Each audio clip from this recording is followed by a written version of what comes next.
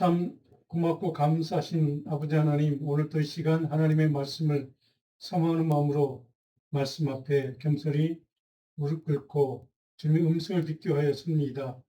이 시간도 하나님, 이사야 선지자 사랑 주님의 그 귀하게 사용하셨던 이사야를 통해서 우리에게 허락하셨던 생명의 말씀, 은혜의 말씀, 책망의 말씀, 꾸짖는 말씀, 하나님 그 모든 말씀들을 듣고 묵상하며 나눌 때 우리에게 이 시대를 향한 하나님의 음성을 듣게 하시고 우리의 신앙을 다시 한번 점검하고 다시 한번 돌이키고 하나님의 뜻이 무엇인가를 다시 한번 온전히 깨달을 수 있는 영적인 분별력과 지혜를 허락해 주옵소서. 참 이 시대에, 혼돈의 시대에, 어둠의 시대에, 절망의 시대에 하나님 한 영혼이라도 말씀을 통해 주님의 생명의 복음의 능력을 통해 주님 앞에 돌이키는 하나님 귀한 백성들로 쓰임받을 수 있도록 우리 모든 성도들에게 말씀을 통해 역사해 주시고 능력 주시고 힘 주시옵소서. 오늘 또 말씀하신 아버지 하나님께 감사하고 예수님의 이름 기도합니다. 이사야 오늘 33장을 공부할 텐데 지난 시간 이 31장 말씀 우리 공부할 때 드렸던 요절 말씀 고린도후서입니다. 1장 9절 말씀 먼저 읽고 오늘 본문으로 하겠습니다. 우리는 우리 자신이 사형 선고를 받은 줄 알았으니 이는 우리로 자기를 의지하지 말고 오직 죽은 자를 다시 살리시는 하나님만 의지하게 하심이라. 오늘 이 말씀, 지난주에 했던 이 요절 말씀이 오늘 본문과도 연결되는 일맥상통하는 교훈의 말씀이기도 합니다. 자, 오늘 우리가 이사야 33장 성경을 좀 옆에 다 옆에 펴시고 1절과 2절, 두 절만 먼저 읽고 오늘 본문으로 들어가겠습니다. 이사야 33장 1절로 2절입니다. 1005면, 제 성경은 구약성경 1005면입니다. 1절, 2절 같이 읽습니다. 너 학대를 당하지 아니하고도 학대하며 속이고도 속임을 당하지 아니하는 자여 와 있을진저 내가 학대하기를 그치면 내가 학대를 당할 것이고 내가 속이기를 그치면 사람이 너를 속이리라.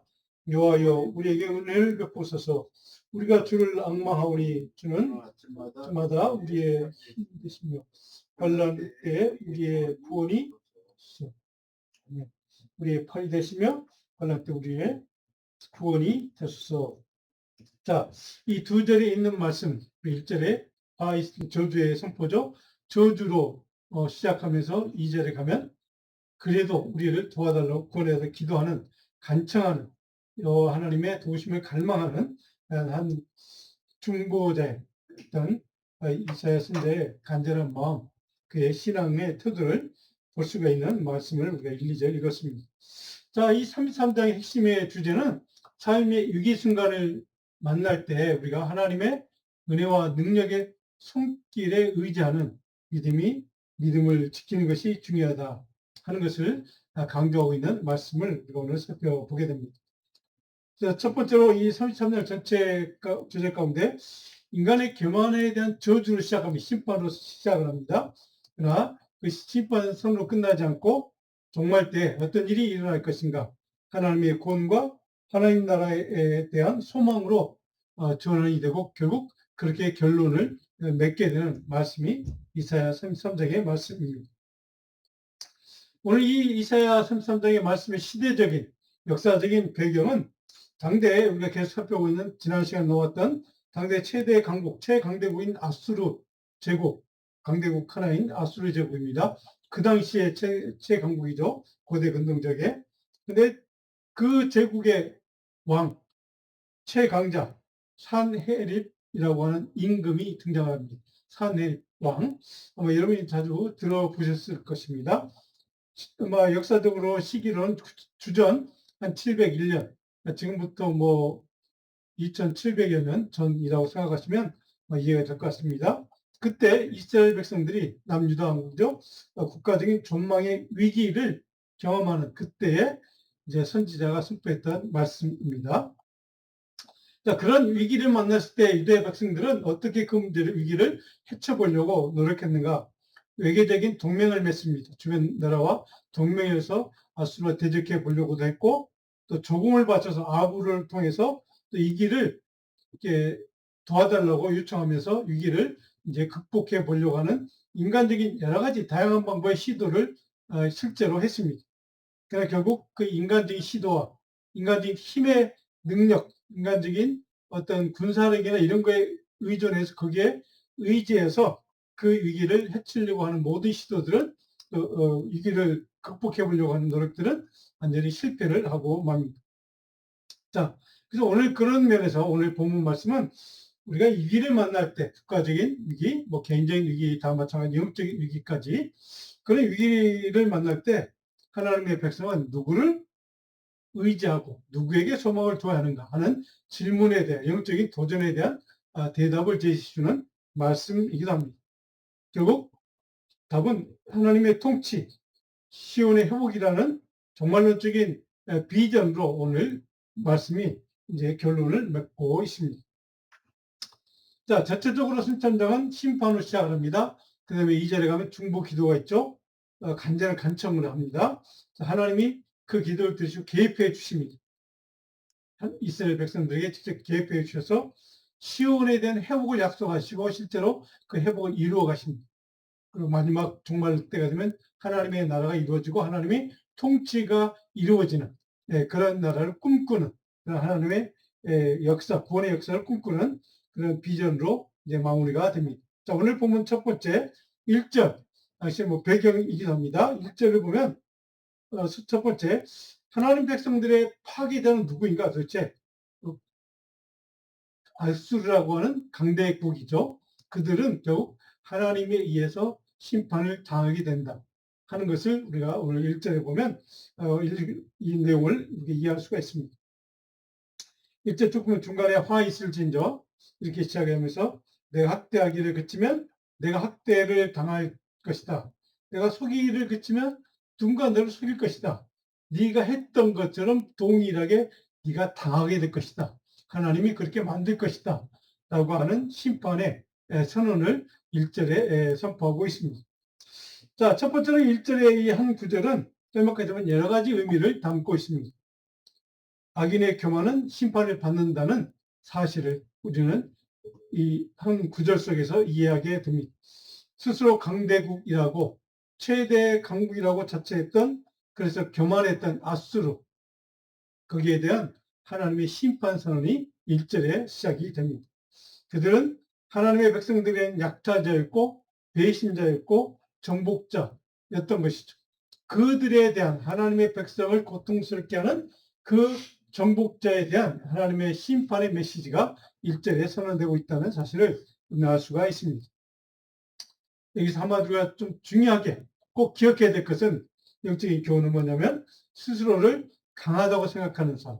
그래서 자기 자신을 믿고 의지하고 자기 자신의 능력을 의지하는 것 때문에 교만한 사람. 그런 사람들을 하나님은 반드시 심판하신다는 사실을 우리는 오늘 이 한 구절 속에서 1절 속에서 깨닫게 됩니다. 자, 두 번째로 1절을 통해 깨닫는 것은 하나님의 원리, 공의의 원리, 성경적인 공의의 원리를 오늘 본문은 우리에게 가르쳐주고 있습니다. 자기의 힘과 자기의 능력을 의지하고 교만한 자를 하나님은 낮추신다는 것이죠. 그리고 겸손한 자를 하나님은 높이시는 하나님의 섭리, 하나님의 공의를 우리 여기서 읽을 수가 있다는 것이죠. 자, 그렇다면 그런 위기 상황에서 우리는 하나님의 백성들 어떻게 해야 되는가? 그게 단락 두 번째입니다. 2절로 6절까지 이 두 번째로 이런 내용이 기록되어 있습니다. 하나님의 백성은 그 위기 상황 속에서 하나님의 은혜를 악망하고 갈망하고 기다려야 한다는 것이죠. 자, 2절에 보시면 여호와여 이렇게 기도하러 중보 기도하는 겁니다. 여호와여 우리에게 은혜를 베푸소서 우리가 주를 악망하오니 주는 아침마다 우리의 팔이 되시며 환난 때 우리의 구원이 되소서. 하나님의 도우심의 은혜를 믿고 의지하고 간구하는 간절한 간청을 우리는 여기서 읽으시겠습니다. 하나님의 은혜를 악망한다. 주님을 악망한다. 우리 지난주에서 나왔던 단어입니다. 주님을 갈망하는 마음, 오직 주님의 은혜를 소망하는 마음. 바로 이것으로 이 위기를 극복하겠습니다라고 하는 이사야 선지자의 믿음의 결단, 영적인 결단을 우리는 여기서 보게 됩니다. 자, 근데 3절에 보면 중요한 단어가 등장합니다. 좀 중간에 가면 주께서 일어나심으로, 주께서 일어나신다라는 표현이 있습니다. 주님께서 일어나신다. 뭘까요? 주님이 우리를 위해서, 우리를 구원하기 위해서, 우리를 도우시기 위해서 개입하신다, 간섭하신다라는 뜻입니다. 하나님이 일어나신다, 일하기 위해서 일어나시는 뜻입니다. 우리의 상황을 아시는 하나님이, 우리의 관청을 들어주시는 하나님이 바로 개입하시기 위해서, 간섭하기 위해서 일어나신다라는 표현으로 이렇게 표현을 한 겁니다. 자, 나라들이 흩어졌다. 하나님이 일어서시니까 즉각 강대국들이라고 교만했던 자들이 흩어져 버렸다. 이런 이제 사실을 언급하고 있습니다. 5절 보시면 여호와께서는 이렇게 이어집니다. 자, 도대체 그런 상황에 어떻게 해서 그런 상황이 만들어졌는가? 여호와께서는 정의와 공의를 시온에 충만하게 하신다. 공의의 하나님은 이스라엘 백성들의 간청을 들으시고 개입하셔서 그 하나님의 공의, 하나님의 정의를 시온 땅에, 이스라엘 땅에 충만하게 채우신다는 뜻입니다. 그러니까 하나님의 공의가 세워질 때 아무리 강대국일지라도 강한 자들일지라도 물러가게 돼 있고 멸망당하게 돼 있다 하는 것을 고백하고 있는 말씀이기도 합니다. 6절에 보니까 내 시대에는 평안함이 있게 될 것이다. 권과 지혜와 지식이 풍성하게 될 것이다. 여호와를 경외함이 결국은 내 삶의 보배가 될 것이다. 내 인생의 보배는 무엇인가? 하나님을 경외하는 것, 믿음이다 하는 것이죠. 자, 그 하나님이 간섭하시고 개입하실 때 내 시대에는 평안함이 있을 것이고 구원과 지혜가 풍성하게 될 것이고, 근데 이 모든 것들이 어디에서 오는가? 너희가 여호와를 경외할 때. 바로 이것이 그래서 내 인생의 보배가 된다 하는 것을 말씀하고 있습니다. 이 짤막한 이 구절 속에서 우리는 하나님이 우리를 향한, 이 시대에 우리를 향한 하나님의 마음을 우리는 읽을 수 있습니다. 무엇입니까? 하나님을 경외하는 삶을 포기하지 말라는 것이죠. 하나님을 경외하는 삶을 끝까지 경주하라는 뜻입니다. 그럴 때 내 삶이 하나님의 풍성한 능력을 채워주시고, 오늘 우리가 5절에 본 것처럼 정의와 공의를 충만하게 채워주시고, 6절에 평안함으로 채워주시고, 구원과 지혜와 지식으로 하나님의 지식, 하나님의 지혜, 하나님의 구원의 은혜로 충만하게 채워주신다 하는 것을 약속하고 있는 말씀이기도 합니다. 이 두 번째 달러 6절까지 첫 번째로 우리가 몇 가지 중요한 교훈만 살펴봅니다. 하나님의 백성은 이길 가운데 하나님의 은혜를 구하며 기다려야 하는 존재가 우리 하나님의 백성이라는 뜻입니다. 저주를 당하거나 심판을 당한다고 생각될 때, 그래서 인생에 어려움을 당할 때, 고난을 당할 때, 어떤 환란을 당할 때, 자, 이럴 때, 그런 위기를 만날 때 우리들이 해야 될 일은 하나님의 은혜를 구하는 간구, 기도, 간청, 갈망이, 하나님의 은혜를 믿고 의지하는 갈망이 필요하다 하는 것을 우리에게 가르쳐주는 말씀이긴 합니다. 하나님의 은혜의 손길을 갈망하고 악마하는 믿음과 의지하는 태도가 우리에게 필요하다는 것을 다시 한번 강조하고 있습니다. 두 번째로는 하나님의 권능으로 일하기 시작할 때 원수는 어떻게 됩니까? 흩어진다, 멸망당한다 하는 사실을 우리는 정확하게 믿을 수 있고 확고하게 신뢰할 수 있습니다. 하나님이 일하기 시작할 때, 일어서실 때. 왜 그럴까요? 우리의 전쟁은, 우리의 영적인 위기의 싸움은, 위기 순간의 싸움은 바로 내가 아니라, 우리 인간의 전쟁이 아니라 하나님의 계획과 참여하심으로 바로 그 모든 전쟁을 승리하게 하시는 하나님의 역사심이기 때문에, 하나님의 구원의 은혜이기 때문에 그것이 가능하다는 것을 말씀을 통해 우리는 깨닫게 됩니다. 자, 세 번째로, 자, 오늘 말씀에 있는 것처럼 여호와를 경외하는 것이 우리 삶의 가장 중요한 영적인 기초, 신앙의 기초, 우리 삶의 기초인 것을 우리는 정확하게 깨닫게 됩니다. 왜요? 하나님은 정의와 공의와 지혜와 지식으로 충만케 해 주시기 때문에, 어떨 때 우리가 하나님만을 경외할 때, 하나님만을 예배하고 경배할 때, 자, 그래서 우리가 우리 나라를 지키는 일이든 우리 개인의 삶을 지키는 일이든 우리 힘, 나라로 얘기하면 군사력, 국방력 이런 것이 아니라 우리 개인으로 얘기하면 어떤 내 개인의 힘과 내 개인적인 지식과 지혜와 능력과 권력과 돈과 어떤 백그라운드. 자, 이런 것이 아니라 하나님을 경외하는 믿음이, 그 신앙이 바로 우리를 지키는, 내 신앙을 지키고 내 삶을 지키는 강력한 그런 능력의 그런 기초인 것을 우리에게 말씀하고 있다는 사실입니다. 자, 세 번째로 오늘 7절 12절까지는 어떤 내용이 기록되어 있는가? 하나님이 친히 일어나실 때, 하나님이 간섭하실 때, 개입하실 때 악의 세력은 반드시 무너진다는 사실을 몇 가지 표현을 통해서 우리에게 가르쳐주는 말씀이 기록되어 있습니다. 7절을 보면 보라, 평화의 사신들이 슬피 곡한다. 대로가 황폐해진다. 하나님이 간섭하시면 적들에게 그런 일이 일어난다. 원수 대적들에게 그런 일이 일어난다 하는 것을 이렇게 증언하고 있는 말씀입니다. 9절에 보면 땅이 슬퍼하고 쇠해진다. 10절에는 여호와께서 내가 이제 일어나면, 다시 한번 확인해 줍니다. 내가 일어나면, 내가 개입하기 시작하면 너희에게는 이런 일이 있고 적에게는 이런 일이 있게 될 것이다. 적은 멸망하게 되고 무너지게 되고 너희는 화평과 평강을 누리게 될 것이다. 라고 하는 것을 약속하는 말씀입니다. 자, 이 세 번째 단락의 첫 번째 우리가 중요한 몇 가지 교훈만 요약을 해봅니다. 하나님이 일어나 개입하심으로 역사의 흐름을 주도하시고 주관하기 시작한다는 사실을 우리 여기서 깨닫게 됩니다. 역사의 주관자이신 하나님이 경험한 자들에 의해서 자기들이 역사의 주관자인 것처럼, 자기들이 역사의 통치자인 것처럼 그렇게 잠깐 동안은 그렇게 할 수 있지만 또 하나님이 간섭하시고 개입하시면 참된 역사의 통치자, 역사의 주관자이신 하나님의 뜻대로, 하나님의 계획대로, 하나님의 의지대로, 하나님의 승리대로, 하나님의 권의 역사대로, 계획대로 그렇게 역사가 이끌어 가실 것이다 하는 것을 약속하는 말씀이기도 합니다. 자, 그렇다면 두 번째 우리가 중심 좀 기억해야 될 것은 하나님의 개입과 참여하심과 승리하심과 역사하심의 시작은 도대체 언제 하나님은 개입하실 것인가? 내 삶에 언제 하나님은 간섭해 주시고 개입하셔서 나를 구원해 주실 것인가? 도대체 언제?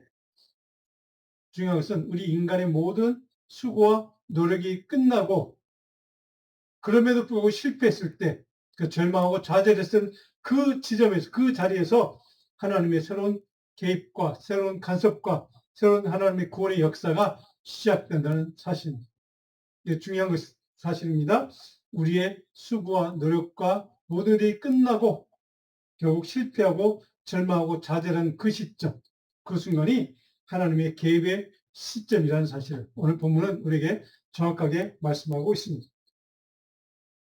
그래서 세 번째로 우리가 기억해야 될 것은 하나님이 개입하시는 그 순간 어떤 일이 벌어집니까? 인간의 한계가 드러납니다. 내 능력의 한계, 내 지식의 한계, 내 권력의 한계, 내 힘의 한계가 드러나고 결국 악인들은 멸망하게 될 것이다. 내가 이길 수 없었던 그 악한 세력들이 결국 무너지게 될 것이다. 라고 하는 것을 정확하게 간증해주는, 고백해주는 말씀이기도 합니다. 자, 그래서 오늘 본문을 보면 인간의 계획은 겨와 같다 이렇게 표현되어 있습니다. 불에 타 없어지는 연약한 것일 뿐이다 하는 것을 정확하게 증언하고 있습니다. 결국 실패하고 절망한 지점, 그 지점에서 하나님의 계획과 은혜의 역사, 구원의 역사가 시작이 될 것이다 하는 것을 말씀하고 있습니다. 그래서 아까 우리가 지난주에 여절 말씀, 우리가 아까 읽었던 그 여절 말씀을 고린도후서 1장 9절에 보면 우리가 좀 꼭 기억했으면 좋겠다는 말씀인데요. 우리는 우리 자신의 사형 선고를 받은 줄 알았으나 고난과 어떤 고통 때문에 삶의 이기 때문에 그렇게 생각할 수 있다는 것이죠. 사형 선고를 받은 줄 알았지만 이는 우리를 그 순간이 자기를 의지하지 말고 오직 죽은 자를 다시 살리시는 능력의 하나님만 의지하게 하심을 위해서 그 하나님만 의지하도록 사형 선고를 받고 절망하고 좌절하고 실패한 그 지점에서 하나님이 간섭하시고 개입하신다는 사실이죠.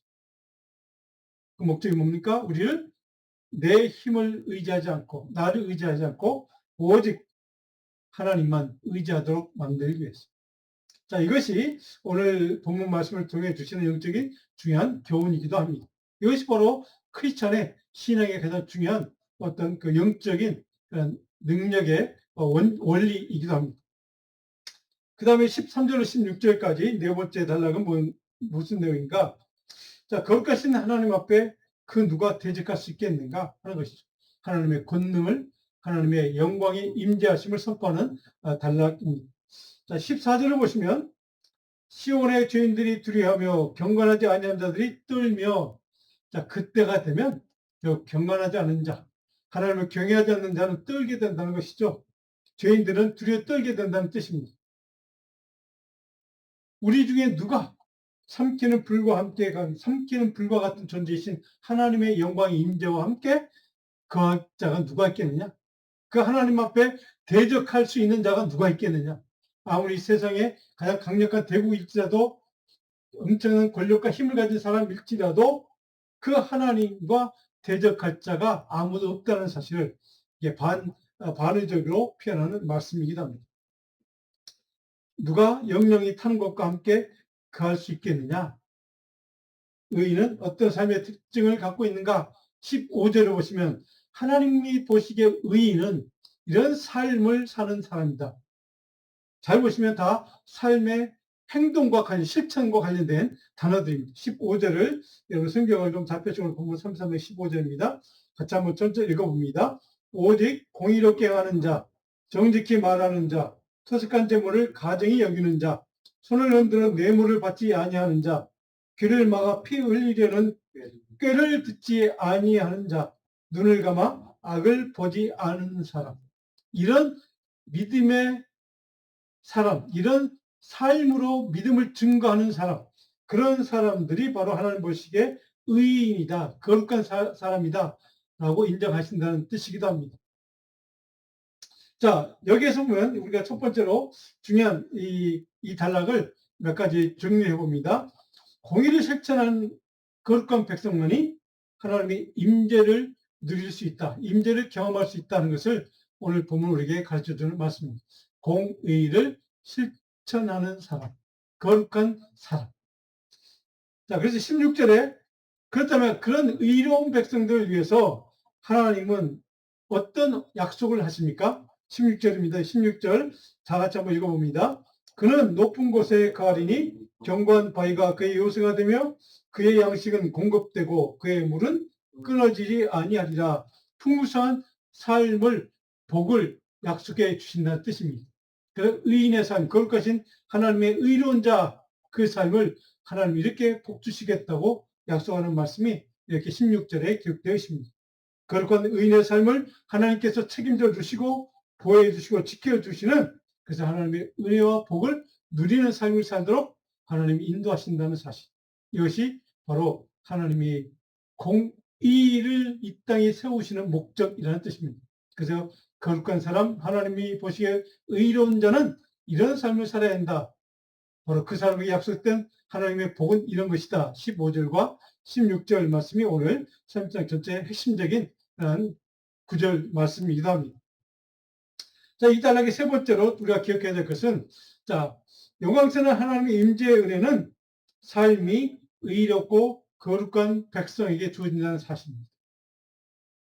삶이 의로운 사람, 거룩한 삶을 사는 사람, 여기에 그들의 삶의 지경에 하나님의 거룩의 능력이 임재가 있다, 임재하신다라는 사실을 우리에게 증언해주고 있습니다.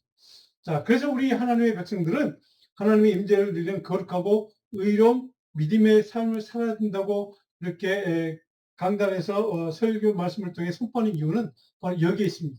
하나님이 약속이기 때문에 그렇습니다. 하나님이 이렇게 약속해 주신 약속을 이사야 선지자, 지금부터 2700년 전에 2700년쯤, 2600년쯤, 그럼 오래전에 이미 하나님께서 선지자를 통해서 또 다른 수많은 하나님의 종들을 통해서 선포하시고 언약하신 말씀입니다. 이 말씀이 오늘 저와 여러분들에게 믿어지기를, 이 말씀이 저와 여러분의 삶을 온전히 변화시키는 능력의 말씀이 되기를 다시 한번 주님으로 축원합니다. 오늘 말씀의 결론 17절 24절 결론 부분은 이렇게 시작이 되죠. 여호와께서 왕으로 다스리는 그 종말의 때, 마지막 때가 되면 하나님께서 왕으로 이 땅에 통치자로 하나님 나라를 이루시는 언약을 오늘 선포하는 말씀이 마지막 결론 부분에 기록되어 있습니다. 자, 19절에 보시면 내가 강포한 백성을 보지 그때가 되면 악한 백성을 악한 자들을 보지 않게 될 것이다. 20절에 내 눈이 안정된 처소인 예루살렘을 보게 될 것이다. 그 다음에 중요한 말씀 20절 후반절에 그것은 옮겨지지 아니할 장막이다. 하나님 안정된 처소, 하나님이 영광의 임재가 있는 그 지경, 예루살렘을 보리니 그 지경은 옮겨지지 아니하는 하나님의 든든한 장막터가 될 것이다. 삶의 장막터, 믿음의 장막터가 은혜의 장막터가 될 것이다. 결코 움직이지 않는, 옮겨지지 않는 하나님이 축복하시는 영원한 하나님의 은혜 장막이 될 것이다. 라고 하는 약속의 말씀. 그러면서 20절 마지막에 보니까 그 말뚝이 영영이 뽑히지 아니할 것이요. 그 줄이 하나도 끊어지지 아니할 것이다. 라고 하는 영원한 장막이 될 것이다. 라고 하는 약속. 바로 그것이 하나님의 의로운 삶을 사는 사람, 거룩한 대로 살아가는 사람. 아까 우리가 15절에 보았던 16절에 약속하셨던 그 약속의 확증의 말씀이기도 그런 사람들에게는 이런 축복, 영원히 그 장막들을 옮겨지지 않는, 움직이지 않는 하나님 영원히 지키시고 영원히 복 주시는 은혜의 지경이 될 것이다. 이 약속이 오늘 저와 여러분을 향한 하나님의 축복의 언약이 되기를 간절히 소원합니다. 자, 21절 말씀에 그러면서 이렇게 요약을 합니다. 요한은 거기에 위험 중에 우리와 함께 계시, 거기에 그 장막터 움직이지 않는, 옮겨지지 않는 그 장막터, 하나님이 보증하시는 그 장막터는 왜 은혜의 장막터, 복의 장막터가 되는가? 거기에 위험 중에 하나님께서 임재하시는 곳이고 동시에 우리와 함께 하나님께서 거하시는 장막터이기 때문에 그래서 그곳은 결코 그 어떤 것도 침놓지 못하는 그 어떤 것도 움직이지 못하는 옮기지 못하는 하나님의 영원한 축복의 장막터가 될 것이다. 이 약속을 이스라엘 선지자를 통해서 오래전에 벌써 하나님 우리에게 언약해 주셨습니다. 자, 성도 여러분, 의인의 삶에 오늘 본문 말씀 표현하는 거룩한 자의 삶에 하나님의 임재를 경험하는 자의 삶에 하나님이 항상 영광으로 임재해 주시고 동행해 주시고 하나님이 함께 해 주실 것을 약속하는 이 말씀이 오늘 저와 여러분을 향한 우리 가정을 향한 우리 자녀를 향한 축복의 메시지 되기를 간절히 소원합니다.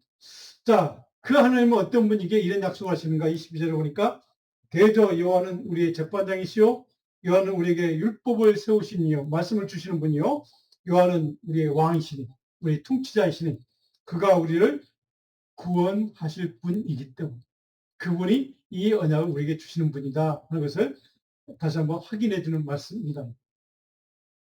그래서 24절은 이렇게 끝맺고 있죠. 그 거두미는 내가 병들어는 나라 하지 않고 병든 자가 없다는 뜻입니다.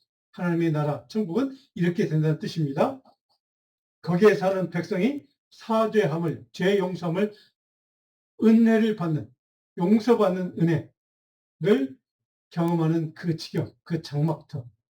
바로 그것이 하나님이 약속한 하나님의 나라, 하나님이 통치하시는 나라, 하나님의 백성들이 누리는 복이 임하는 그 나라, 하나님이 영원히 임재하시는 그 나라, 하나님 영광으로 함께 하시는 그 나라, 그 나라가 이렇게 언약되어 있는 약속의 말씀을 이스라엘을 통해 우리에게 주시는 말씀입니다. 이 마지막 결론단하게 몇 가지만 요약을 해보면 첫 번째로 하나님께서 왕으로 통치하시며 시온을 완전히 회복하시겠다는 언약입니다.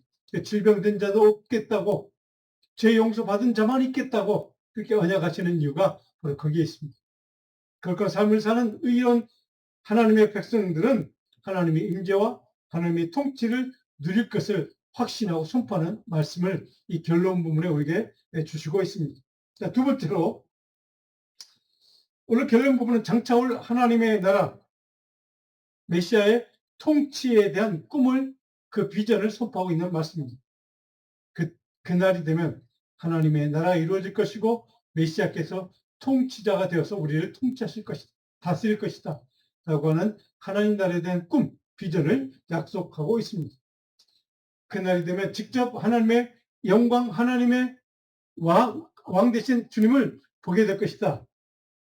그래서 그날이 되면 하나님이 임재하시는 지경의 모든 악한 세력들은 다 사라지고 질병도 사라지고 언제나 치유와 회복이 이루어질 것이다 라고 하는 약속, 언약의 말씀이 선포되고 있습니다.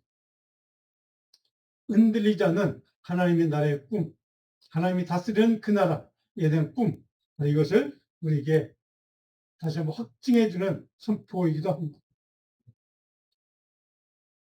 자, 세 번째로 결론 부분에 우리가 기억해야 될 것은 마지막 있죠. 죄사함의 은총을 통로로, 죄사함의 용서하심을 통로로, 그 은총을 통로로 완전한 하나님의 나라가 이루어질 것이다, 회복이 될 것이다 라는 것을 분명하게 선언하고 있습니다. 그래서 그 나라에는 병든 자도 없고 모든 죄가 용서되고, 그리고 백성의 영혼육이 온전하게 치유되고 회복될 것이다 라고 하는 약속의 말씀이 선포되고 있는 겁니다. 오늘 본문을 결론적으로 좀 몇 가지만 중요한 내용만 좀 정리해 봅니다. 그렇다면 위기를 당할 때, 위기를 경험하는 순간 하나님의 백성은 누구를 신뢰하고 누구를 의지하는가? 첫 번째로 하나님의 백성은 위기 속에서도 능력과 사랑으로 자기 백성을 친히 보호하시는 여호와를 갈망하고 여호와의 은혜의 때를 의지하는 것이, 그래서 기다리는 것이 중요하다 하는 것을 우리에게 가르쳐주는 그런 영적인 귀한 교훈의 말씀이 있습니다.